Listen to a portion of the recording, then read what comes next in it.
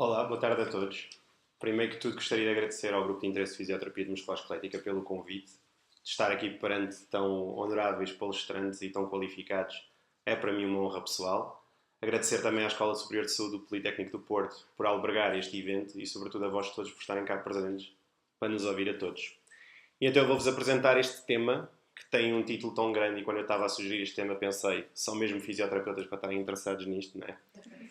E, como estava a dizer aos meus colegas na hora do almoço, eu venho cá um pouco para brincar com eles, estava a dizer que vinha cá para baixar um bocadinho as expectativas, porque venho falar de uma ferramenta que não é de todo inovadora e não é de todo complexa, é bastante simples. O complicado disto é tentarmos enquadrar um pouco dentro da prática das especificações, até porque isto não é uma ferramenta do ligamento cruzado anterior, isto é uma ferramenta geral e nós vamos perceber, através de que tipo de raciocínio clínico, que tipo de investigação temos que fazer antes, para conseguirmos enquadrar isto neste contexto específico e porque é que ele é útil. Assim sendo, vamos contar um pouco esta história como se fosse uma narrativa. E começamos por ter, neste caso, um atleta que chega até nós e tem uma lesão do ligamento cruzado anterior. E aqui começam logo as nossas preocupações. Primeiro temos que perceber que impacto é que efetivamente isto tem. Para começar, a nível do desporto, esta é uma situação bastante preocupante, porque ela representa mais de 50% de todas as lesões do joelho na área do desporto. Portanto, já percebemos que ela é bastante relevante. Mas mais do que relevante, ela tem um perigo muito próprio, que é o perigo de haver nova lesão e uma recidiva. E esta recidiva já tem especificações próprias. Primeiro que tudo, porque ela difere em género e difere em faixa etária. Neste gráfico, que foi feito por Senorski e pelos seus colegas em 2017, podemos perceber que o maior potencial de risco acontece em indivíduos do género feminino, que tem um potencial de risco de 25% quando chega aos 14 anos, mas para indivíduos do género masculino, o que acontece é que este risco prolonga-se mais no tempo, nomeadamente desde os 14 até cerca dos 27 anos, sendo que ele vai crescendo exponencialmente. Portanto, olhando para o nosso caso, que é um atleta muito pouco conhecido como é o Ibrahimovic, que joga em um clube modesto, que é o Manchester United, vemos que não vai ser assim um bocadito não tão complicado, porque ele, por exemplo, já tinha mais de 30 anos, já estávamos um bocadinho menos preocupados relativamente com ele. Relativamente a dados concretos, é engraçado que não se consegue recolher muitos dados ao longo, ou seja, à volta do mundo inteiro. São poucos os dados que conseguiram-se recolher porque, sobretudo, quem trata deste tipo de problemas são seguradoras. Isto não são problemas que passam pelos sistemas nacionais de saúde, maioritariamente. Portanto, a maior compilação de dados que temos é só nos Estados Unidos e data de 2006. Portanto, ainda falta muita atualização dentro desta área. Assim sendo, o que é que nós podemos tirar como ideias-chave? Primeiro, que é a lesão mais comum do joelho na área do desporto. Cerca de 50% de todas as lesões desportivas no joelho, que ela representam poucas cirurgias, são 7.507 cirurgias por ano, portanto à partida não teria grande impacto de peso nos serviços de saúde. O risco de readmissão hospitalar em 90 dias é logo 2,3%, ou que se somarmos dentro de um ano é de 6,5%. Ou seja, o que é que isto significa? À partida, só o facto de substituirmos um ligamento temos um risco de 10% logo para tentarmos gerir. A acrescentar mais o risco ligado ao género, mais o risco ligado à idade, já percebemos que estamos quase a chegar a 30% de risco. Ou seja, esta é a maior preocupação, é tentar garantir que estas pessoas tenham longevidade e não se voltem a lesionar. Até porque, apesar de não ter grande impacto em termos epidemiológicos, ele tem um grande impacto a nível financeiro. Nos Estados Unidos calculou-se que os custos ligados à reabilitação do ligamento cruzado anterior são de $1 bilhão. Para além da componente epidemiológica, existem outras barreiras que se ligam a estas três áreas. A área propriamente clínica, a uma componente metodológica e também a uma componente organizacional. No que diz respeito à componente clínica, temos três problemas principais a levantar. O facto desta ser um problema de origem multifatorial leva a que seja necessário fazer uma reabilitação de especificação própria e também que seja de uma abordagem multidisciplinar, ou seja, nenhum profissional sozinho vai resolver este problema, e isto é muito importante. E além disso, também não será apenas com uma ferramenta, com uma técnica que a gente vai conseguir resolver. Será muito mais da nossa componente metodológica e da maneira como vamos enquadrar isto à especificidade do indivíduo. Segundo, porque os estudos têm demonstrado que os testes funcionais têm sido insuficientes a nível da predição do risco de lesão. Ou seja, eles são excelentes para excluir se o atleta ou um indivíduo, pode não ser um atleta, está preparado ou não para efetuar uma determinada atividade. Contudo, não nos garante que daqui a um ano, se o risco está a diminuir ou não. E isso faz com que os critérios, que até agora têm sido baseados nestes testes funcionais, sejam insuficientes. A nível metodológico, temos aqui este binómio de relação entre o quadro clínico e a performance, e falo aqui da performance para sinalizar não só no desporto. A performance também é importante na atividade do indivíduo. Seja um operário de uma fábrica, nós temos que ter métrica para ver se ele é capaz de desempenhar aquela atividade. Seja a senhora que vai ao café, nós temos que ter uma métrica para ver se o desempenho dela ir ao café é suficiente ou não. E o mesmo vai ser igual para um atleta de futebol de alta competição. Por fim, a nível organizacional. Mas afinal, sendo um problema multifatorial, quem decide? Deverá ser um grupo de individual profissional a decidir? Será feita a decisão em equipa? É uma equipa multidisciplinar? É uma equipa transdisciplinar que partilha conhecimentos e partilha ferramentas para serem de uso comum para todos? Eu tenho a minha opinião, mas como não estou aqui para dar opinião, depois podem fazer perguntas ou discutir isto. Apenas vou-vos mostrar um pouco qual é que é a realidade. Vamos passar agora para tentar conhecer qual é que é a definição de conceitos. Ou seja, temos este atleta, temos que o colocar em treino. Vocês ouviram falar sobre isto da monitorização de rácio agudo, crónico, mas afinal o que é que eu estou a falar? O que é esta ferramenta? Se é gira, se é engraçada, se não tem interesse nenhum?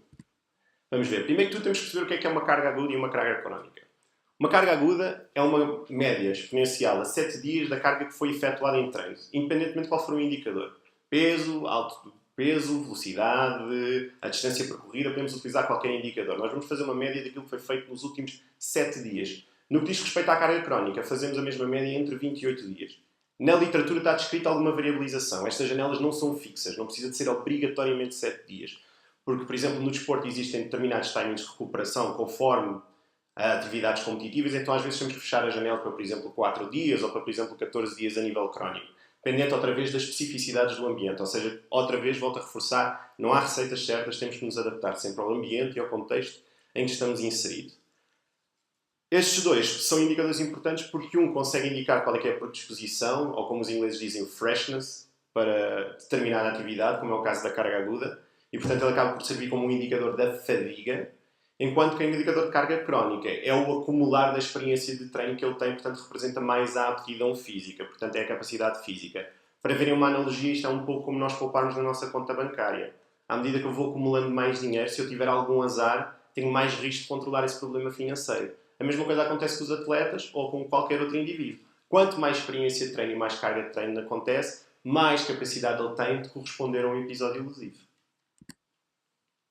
Assim sendo, o objetivo desta monitorização de rácio de carga aguda vai ser correlacionar essa capacidade energética que ele tem imediata com a sua aptidão física. E, no fundo, correlacionar o que é que eles estão preparados para fazer com aquilo que eles já fizeram. Ela é calculada desta forma. Carga aguda sobre carga crónica. Tal como eu vos disse, pode ser utilizado qualquer variável de carga. Peso, tempo, distância, velocidade, desde que seja adequado com a atividade específica que vocês querem monitorizar, ou atividades, não precisa apenas de ser uma. E agora vamos olhar para aquilo que diz a evidência científica relativamente a esta ferramenta. Como eu só tenho 20 minutos para colocar isto, tentei ir buscar apenas 3 artigos para vos transmitir alguma informação.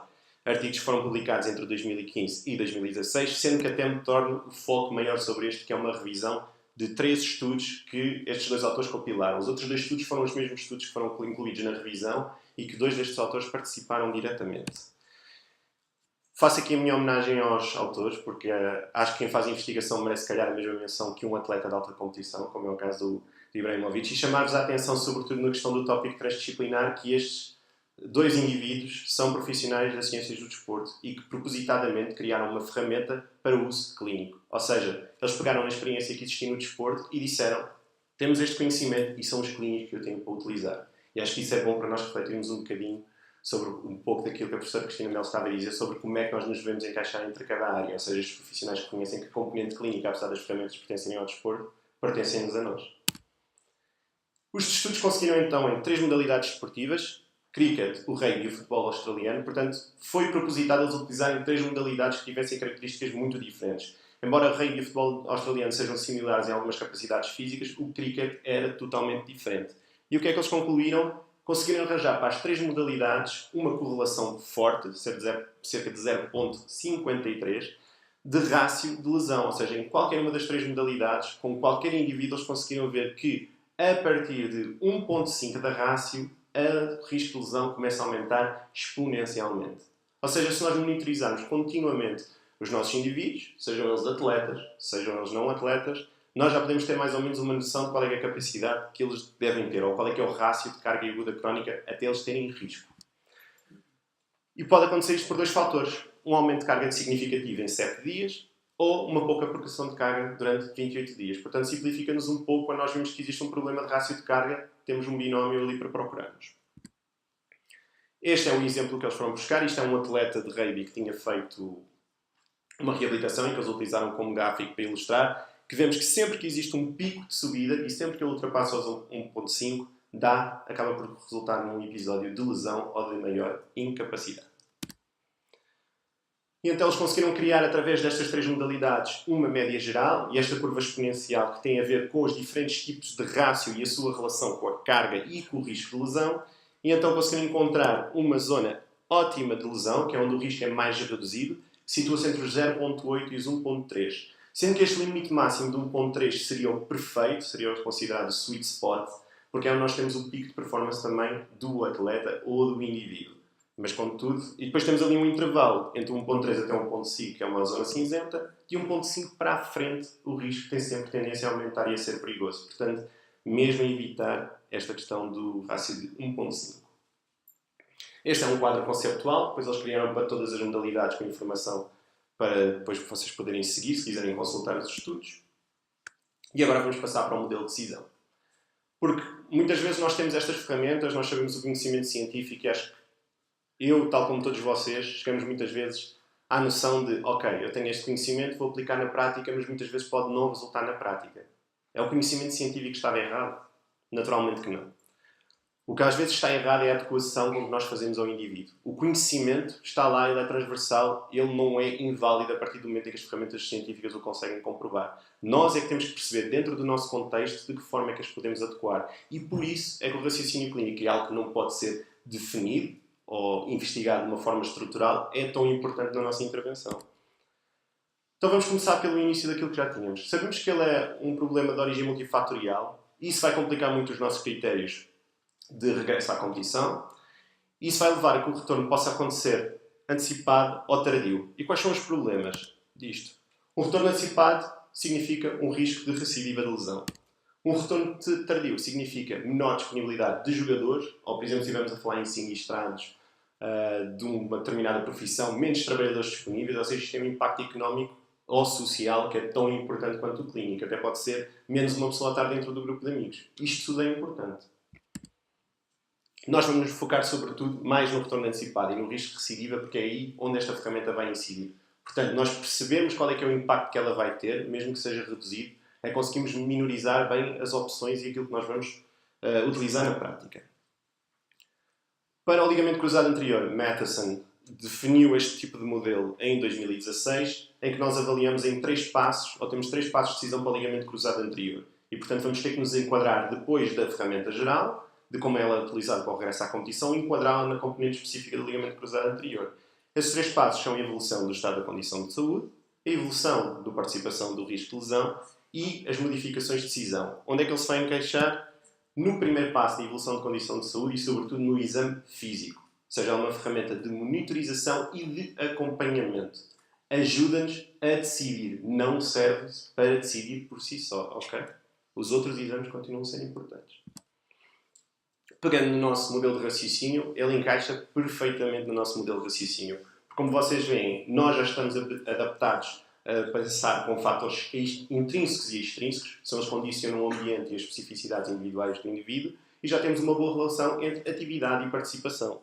Portanto, é muito fácil encaixar na maneira como nós vamos pensar ou utilizá-la na fisioterapia.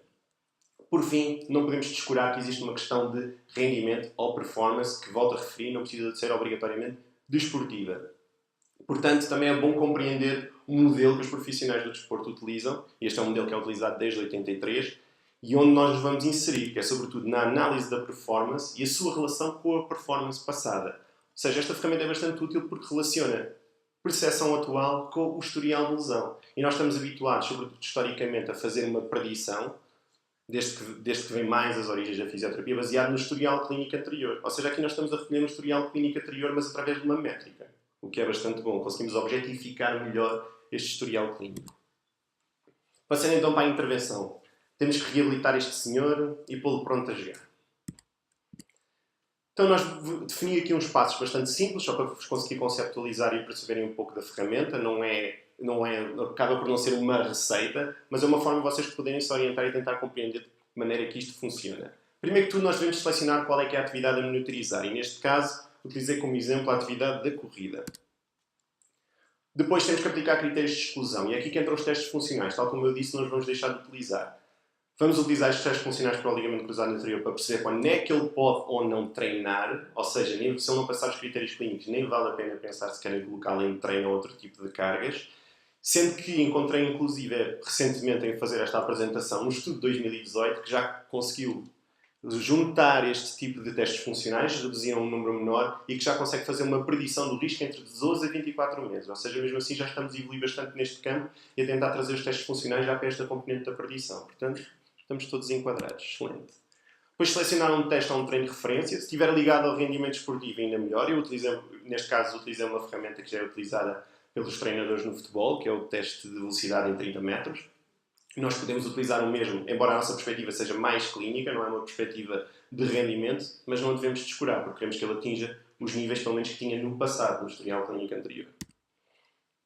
Depois, selecionar variáveis e indicadores de medida. Os intrínsecos, ou seja, neste caso será o tempo e segundos. No fundo é a variável que vai ser modificável, porque é quanto tempo é que ele demora a percorrer. Um determinado ambiente, fator extrínseco, que é a distância. Para não descurar, nós podemos não ter historial nenhum, pode haver uma altura em que nos chega um atleta ou um indivíduo que nós não conhecemos o historial para trás, não temos cargas de referência, e estamos a medir pela primeira vez a carga aguda. E temos que ter um sistema de segurança na mesma para não colocarmos em risco estes utentes. A melhor maneira de o fazer, pelo menos neste momento descrito na literatura, utilizar uma escala de prospeção de esforço e tentar manter dentro de níveis de atividade moderada. Sendo que se estivermos em 2, 3, já não estamos a treinar, não queremos uma atividade tão leve. 4, 6 seria o ótimo. 7, 8 pode ser aceitável conforme o tipo de sintomas que o indivíduo apresenta. E por fim, temos que ter valores de referência, valores de comparação. Ou temos valores de controle, que é valores do próprio indivíduo. Temos já o historial dele clínico e isto é o perfeito. Não tendo, temos outra hipótese. Valores normativos. Por isso é que é muito importante selecionar a ferramenta. Se não temos valores de historial anterior, tentem selecionar uma ferramenta que já tenha valores normativos a nível de evidência científica. Como é o caso deste teste. Este teste, por acaso, tem referência e por isso é que também o escolhi. E por fim, depois utilizamos a nossa monitorização de rácio de carga aguda, que passa por uma relação muito simples entre carga anterior, carga momentânea e depois correlacionar o risco de lesão, que é no fundo o que aqui está explicado. Já sabemos que a determinado nível estamos a treinar de menos, a determinado nível estamos a treinar de mais e a pôr em lesão, e temos um intervalo onde será o trabalho ou as cargas ótimas de reabilitação. Por final, adequar então os critérios de regresso à competição ou retorno à atividade consoante estes dados. E tentar individualizar depois para o indivíduo. Ou seja, a ferramenta por si só, até este passo 6, ainda não resolve nada. Depois vamos ter que especificar conforme o indivíduo. Por isso queremos ter estes dados intrínsecos, a idade, o peso, a altura, neste caso a posição, até o estilo de jogo. Quanto mais informações a nível de características psicológicas, individuais, contextuais e sociais tivermos, mais estamos a diminuir o risco. Portanto, aí é que entra o modelo biopsicossocial. Outra vez, o bio não chega, o psicossocial é bastante importante e é também uma atividade de alto rendimento, como é num trabalhador em qualquer empresa. E por fim, os fatores extrínsecos, como o ambiente influencia este indivíduo. Neste caso, nível competitivo, por exemplo, o tipo de piso, tempo de jogo, a intensidade competitiva a que ele está habituado, etc. E voltar a monitorizar. E monitorizar para sempre. Sempre continuar a monitorizar este indivíduo enquanto ele estiver dentro desta tarefa. Nunca parar de monitorizar e medir. Portanto, concluindo e sintetizando estes pontos-chave que apresentamos aqui, sabemos que o rácio de cargas agudas e crónicas pode ser utilizado para quantificar o risco de lesão. É uma ferramenta adequada e com uma correlação forte para a monitorização do risco de lesão. A validade dele, contudo, está dependente dos fatores contextuais e individuais. Permite correlacionar variáveis clínicas com indicadores de rendimento. E é um critério válido para utilizarmos para o retorno à competição.